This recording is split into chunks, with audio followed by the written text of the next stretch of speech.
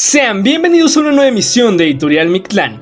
En esta ocasión quisiera hablarles de la vida y obra del aviador y escritor francés Antoine de Saint-Exupéry, autor de la famosa obra El Principito, y que no amigo, no solo escribió eso, también tiene otras obras, así que no tardemos más y empecemos. Primero, ¿quién fue Antoine de Saint-Exupéry? Saint-Exupéry nació en Lyon, Francia, el 29 de junio de 1900, hijo de una madre enfermera y un padre que murió cuando el pequeño Saint-Exupéry tenía tan solo 4 años. Creció en una familia llena de mujeres en la ciudad de Lyon y en 1917 terminó el bachillerato en el colegio marianista Villa Saint-Jean en Suiza. Intentó entrar al colegio naval pero fue rechazado, así que se fue a hacer su servicio militar en 1921 y se volvió piloto en Estrasburgo. Se integró a la escuadrilla de pilotos que recorrían el denominado tramo La Línea, que transportaba el correo entre Toulouse, Barcelona, Málaga, Tetuán, el Sahara español y hasta las antiguas colonias francesas, en lo que luego sería Senegal. En 1926 publicó en un periódico un cuento llamado El Aviador. En 1927 fue designado como jefe de escala del Cabo Yubi, que se encontraba bajo una administración española, y fue ahí cuando decidió empezar su carrera de escritor. Y en 1928 mejor decidió irse a Sudamérica. En 1929 publicó Courrier Sud y a finales de 1930 Boule de Nuit, con el que ganó el premio Femina y empezó a ganar cierto reconocimiento. Ambas obras tenían una fuerte carga de sus experiencias de piloto. Luego estuvo viviendo en Argentina, un rato en Concordia, pero en Buenos Aires conoció a su esposa, la millonaria escritora y artista salvadoreña Consuelo Zunzin. En ese periodo fue nombrado director de la Aeroposta Argentina, filial de la empresa francesa L'Aéropostale, donde intentó organizar la red de América. Sin embargo, empezó a entrar en quiebra al poco tiempo. Sin embargo, años después alzaría mucho la empresa, pero bueno. En 1932, al no ver mucho futuro en la empresa, se dedicó al periodismo y escritura de reportajes de varios países que estaban entrando en tensión internacional.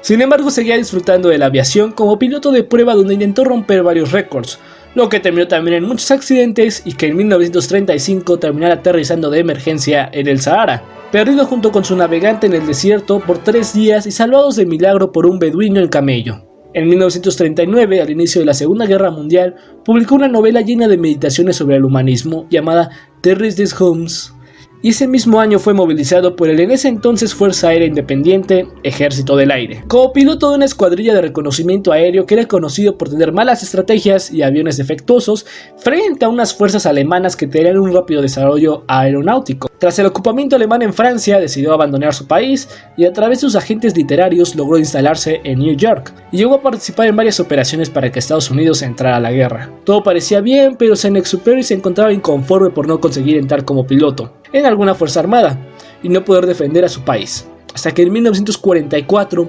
fue destinado a misiones en la isla italiana de Cerdeña y después a la francesa Córcega, a una unidad de reconocimiento fotográfico del frente alemán antes del desembarco aliado de Provenza, y el 31 de julio de 1944 a las 8:45 am despegó a bordo de un Leading P-38 para una misión de reconocimiento sin armamento de una base aérea en Córcega, con una autonomía de vuelo de 6 horas sobre los movimientos de las tropas alemanas en el Valle del Ródano, poco antes de la invasión aliada del sur de Francia. Pero a todo esto, nuestro amigo no regresó jamás de esa misión.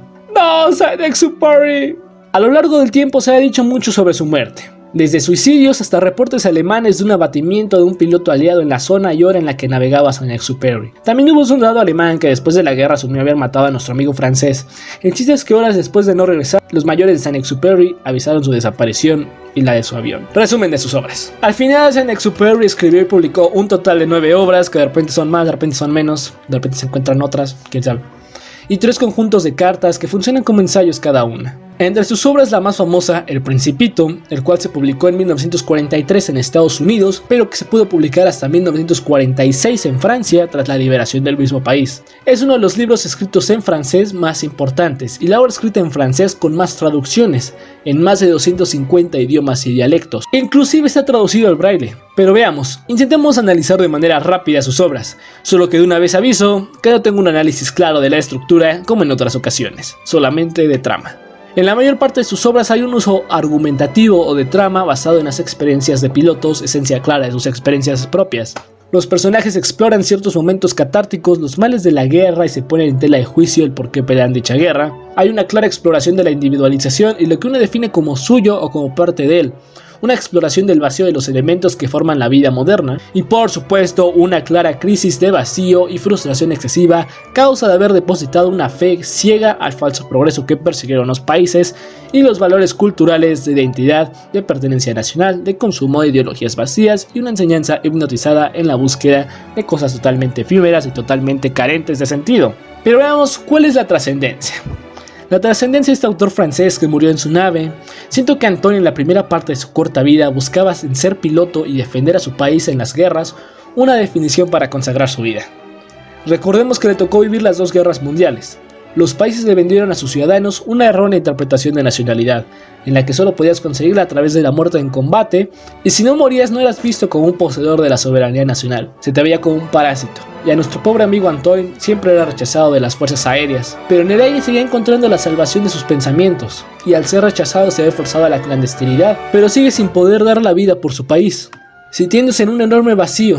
Sus obras son la justificación que él buscaba para seguir viviendo, en donde explora lo carente de ideología del comportamiento de las naciones en la guerra, en donde explora los vacíos existenciales producto de vaciar las esperanzas en algo tan específico, y principalmente en intentar buscar una solución que lo salve del desperdicio materialista de su vida. Y ahí cuando se regresa a la juventud, y explora seguramente sin saber lo que Freud llamaba sentimiento oceánico. Ese momento de la niñez antes de adquirir un ego o un yo, el momento en el que no te defines por un conjunto de cosas e identidades, sino simplemente como un humano. Sin embargo, aún así, Antoine sigue buscando la gloria que le vendió la nación, volviendo a sus personajes héroes, pero en otros muchos casos héroes vacíos, que al llegar a la parte más alta de las nubes se da por vencido al darse cuenta que eso era todo. Hay una constante búsqueda de ver las cosas más allá de la identificación cerrada y empezar a ver más la trascendencia de las cosas que en verdad importan, las que puedes cambiar y las que puedes sentir, las que tienes y necesitas, no las que te venden. Es ser crítico con la vida y ver más allá de lo que se te dice que es la misma.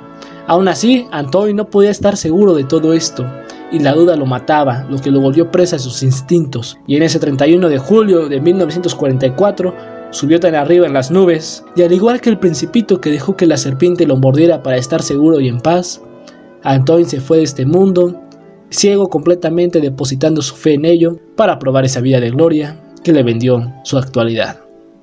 Y esto fue Editorial Mictlán.